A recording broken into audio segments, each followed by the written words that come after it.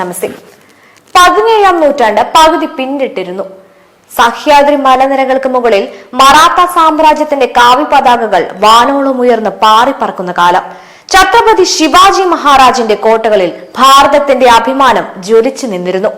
ആ മലനിരകൾക്കിടയിൽ കാട്ടിലെ സിംഹക്കുട്ടിയെ പോലെ വളർന്നു വന്ന ഒരാളായിരുന്നു സംഭാജി, ശിവാജി മഹാരാജിന്റെ പ്രിയപുത്രൻ. 2ാം വയസ്സിൽ തന്നെ അമ്മ സായിബായിയെ നഷ്ടപ്പെട്ട സംഭാജിക്ക് മുത്തശ്ശി ജിജാബായി പകർന്നു നൽകിയത് പുരാണങ്ങളിലെയും ചരിത്രങ്ങളിലെയും വീരകഥകളായിരുന്നു. അതുകൊണ്ട് തന്നെ ഭയം എന്നത് ആ ബാലന്റെ നിഘണ്ടുവിൽ ഉണ്ടായിരുന്നില്ല.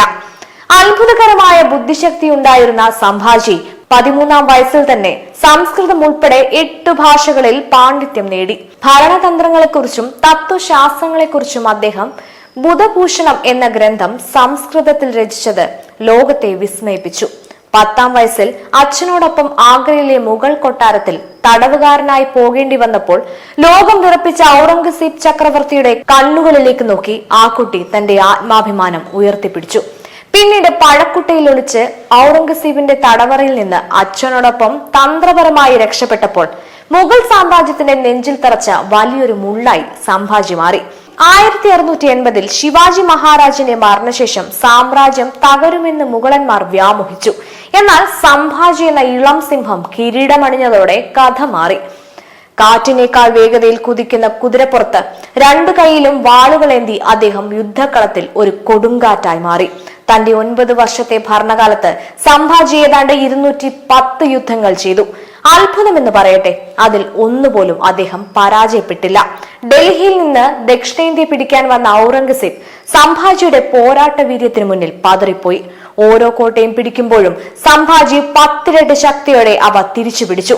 ഔറംഗസീബിന്റെ സ്വന്തം മകൻ അക്ബർ പിതാവിനെതിരെ കലാപം നടത്തിയപ്പോൾ തന്റെ ശത്രുവിന്റെ മകനാണെന്ന് നോക്കാതെ സംഭാജി അദ്ദേഹത്തിന് അഭയം നൽകി. ഇത് മുഗൾ ചക്രവർത്തിയെ കൂടുതൽ പ്രകോപിതനാക്കി. നേർക്കുനേർ പോരാട്ടത്തിൽ സംഭാജിയെ തോൽപ്പിക്കാൻ കഴിയില്ലെന്ന് ബോധ്യപ്പെട്ട മുഗളന്മാർ ഒടുവിൽ ചതിയുടെ വഴി തേടി. സ്വന്തം ബന്ധുവായ ഗണോജി ഷിർക്ക നൽകിയ വിവരത്തിന്റെ അടിസ്ഥാനത്തിൽ സംഗമേശ്വരിൽ രഹസ്യയോഗം ചേരുകയായിരുന്ന സംഭാജിയെയും അദ്ദേഹത്തിന്റെ വിശ്വസ്ത സുഹൃത്തായ കവി കലേഷിനെയും മുഗൾ സൈന്യം വളഞ്ഞു. ചങ്ങലകളാൽ ബന്ധിച്ച് ഒട്ടകപ്പുറത്തിരുത്തി അപമാനിച്ചുകൊണ്ടാണ് അവരെ മുഗൾ പാളയത്തിലേക്ക് കൊണ്ടുപോയത്. തടവുകാരനായി ഔറംഗസീബിന്റെ മുന്നിലെത്തിയപ്പോഴും സംഭാജിയുടെ ശിരസ് ഉയർന്നു തന്നെയിരുന്നു. ഔറംഗസീബ് ഒരു വാഗ്ദാനം മുന്നോട്ട് വെച്ചു. സംഭാജി, നിന്റെ കോട്ടകളും സമ്പത്തും എനിക്ക് തരൂ. ഇസ്ലാം മതം സ്വീകരിക്കൂ. എങ്കിൽ നിന്നെ ഞാൻ എന്റെ രാജാവായി വാഴിക്കാം. എന്റെ മകളെ നിനക്ക് വിവാഹം കഴിച്ചു തരാം. എന്നാൽ ഇടിമുഴക്കം പോലൊരു ശബ്ദത്തിൽ സംഭാജി മറുപടി നൽകി. എന്നെ മതം മാറ്റാൻ നിനക്ക് കഴിയില്ല. 1000 തവണ മരിക്കേണ്ടി വന്നാലും ഞാനൊരു ഹിന്ദുവായും മറാത്തക്കാരനായും മരിക്കും. തുടർന്ന് നടന്നത് മനുഷ്യ മനസാക്ഷിയെ ഞെട്ടിക്കുന്ന ക്രൂരതകളായിരുന്നു. ദിവസങ്ങളോളം ശരീരം പീഡിപ്പിക്കപ്പെട്ടു. ചക്രവർത്തിയുടെ ആജ്ഞാപ്രകാരം അദ്ദേഹത്തിന്റെ നാവുകൾ അറുത്തെടുത്തു. ചുട്ടുപഴുപ്പിച്ച കമ്പികൾ കൊണ്ട് ആ കണ്ണുകൾ കുത്തിപ്പൊട്ടിച്ചു. നഖങ്ങൾ ഓരോന്നോരോന്നായി പിഴുതെടുത്തു. ഒടുവിൽ ആ ശരീരം കഷ്ണങ്ങളായി വെട്ടിമാറ്റി. ഓരോ മുറിവിലും ഉപ്പ് പുരട്ടി.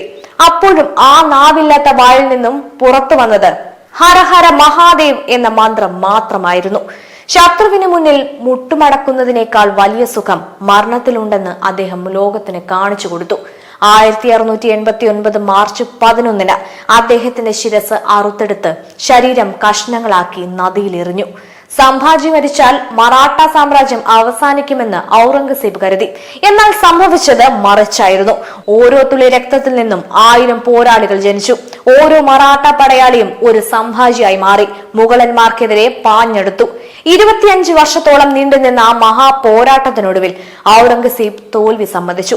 ദക്ഷിണേന്ത്യ കീഴടക്കാൻ വന്ന ചക്രവർത്തി അവിടെ തന്നെ മണ്ണടിയുകയും ചെയ്തു. സ്വന്തം അച്ഛൻ പടുത്തുയർത്തിയ സ്വരാജിനു വേണ്ടി സ്വന്തം ജീവിതം ബലി നൽകിയ സംഭാജി മഹാരാജ് ഇന്നും ഭാരതീയരുടെ ഹൃദയത്തിൽ ഒരു ജ്വാലയായി എരിയുന്നു. ധർമ്മത്തിനും അഭിമാനത്തിനും വേണ്ടി മരണം വരിച്ച ആ വീരപുത്രനെ ലോകം ഇന്നും ആദരവോടെ വിളിക്കുന്നു. ധർമ്മവീർ ഛത്രപതി സംഭാജി മഹാരാജ്.